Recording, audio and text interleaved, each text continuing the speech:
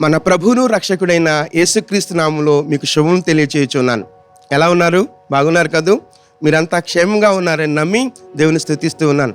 Marks వార్త 1వ అధ్యాయం 40 నుంచి 42వ వచనంలో ఒక కుష్ఠరోగి యేసుక్రీస్తు ప్రభు వారి దగ్గరకు వచ్చి, నీకిష్టమైతే నన్ను శుద్ధినిగా చేయని ప్రార్థన చేస్తాడు. ప్రార్థన చేసినప్పుడు యేసుక్రీస్తు ప్రభు వారు కనికరపడి చెయ్యి చాపి వాడిని ముట్టి, నాకిష్టమే, నువ్వు శుద్ధుడు కమ్ము అని చెప్తారు. చెప్పిన వెంటనే అతను శుద్ధుడాయను అని ఆ వాక్య భాగంలో మనం గమనించగలం. అయితే ఇక్కడ కుష్ఠరోగం గురించి మనం ఆలోచించినట్లయితే, కుష్ఠరోగం ఆ దినాల్లో ఒక భయంకరమైనటువంటి వ్యాధి. కుష్ఠరోగంకు ఉన్నటువంటి ఒక లక్షణం ఏంటి అని అంటే, కుష్ఠరోగం ఉన్నటువంటి వ్యక్తి జీవితంలో ఎక్కడైతే కుష్ఠరోగం ఉందో ఆ అవయవాల్లో స్పర్శను కోల్పోతాడు. అలాగే కుష్ఠరోగము సోకినటువంటి అవయవాలు నెమ్మదిగా తినివేస్తాయి. కనుక అలాంటి భయంకరమైనటువంటి పరిస్థితిలో ఉన్నటువంటి ఆ కుష్ఠరోగి క్రీస్తు ప్రభు వారి దగ్గరికి వచ్చి అభ్యర్థించిన మేరకు యేసుక్రీస్తు ప్రభు వారు ముట్టి వాడిని స్వస్థపరిచినట్లుగా మనం చూస్తున్నాం. కనికరపడి చేయి చాపి ముట్టెను అనే మాట మనం చూస్తున్నాం. కుష్ఠరోగి జీవితాన్ని మనం చూసినప్పుడు శరీరం అంతా దుర్గంధం, వాసన, భయంకరమైనటువంటి వాసన.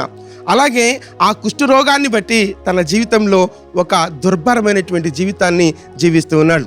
కుటుంబం వెలివేసి ఉండొచ్చు, సమాజం వెలివేసి ఉండొచ్చు.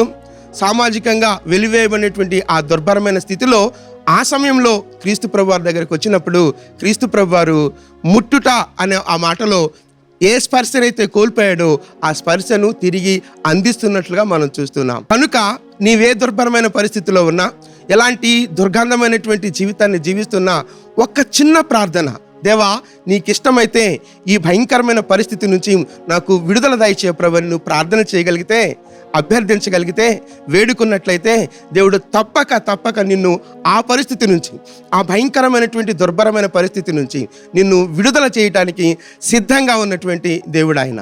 కనుక ఆయన వైపు చూస్తూ ఏ పరిస్థితుల్లో ఉన్నావో ఆ పరిస్థితి నుంచి బయటికి రావడానికి ఒక చిన్న ప్రార్థన చేసినట్లయితే నువ్వు తప్పక ఆ పరిస్థితి నుంచి బయటికి రాగలవు. యేసుక్రీస్తు ప్రభు అన్నారు, అక్కడ అన్న మాట ఏంటంటే, నాకిష్టమే అన్నప్పుడు ఈ కుష్ఠరోగంతో ఉండటం నాకు ఇష్టం కాదు, ఈ దుర్భరమైనటువంటి జీవితం నీవు జీవించడం నాకు ఇష్టం కాదు, ఈ దుర్గంధమైనటువంటి జీవితంతో నువ్వు కొనసాగటం నాకు ఇష్టం కాదు, వీటి నుంచి నువ్వు బయటికి రావటమే నాకు ఇష్టం. కనుక వీక్షిస్తున్నా నీవు ఆలోచించి ఏ పరిస్థితిలో నీవు ఉన్నావో బయటికి రావాలనే దేవుని ఉద్దేశం. దేవుడు నిన్ను దీవించును గాక.